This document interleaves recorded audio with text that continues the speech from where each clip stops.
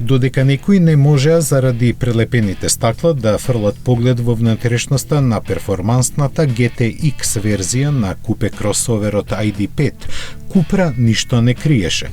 Посетителите во низиниот павилјон во срцето на градот слободно можеа да ја разгледаат електричната гама за денес, утре и задутре.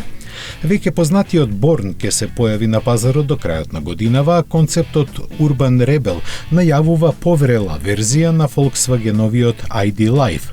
За овој свој модел шпанците ќе кажат дека е најрадикална интерпретација на урбан електричен автомобил и ќе имаат право, посебно ако навистина има 435 конски сили како концептот.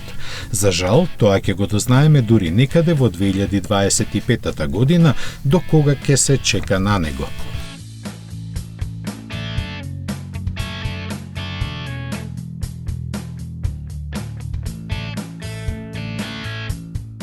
Нешто порано на пазарот треба да пристигне вториот електричен модел на Купра наречен Таваскан, кој тука во Минхен беше најавен со концептот во екстрим и пакување.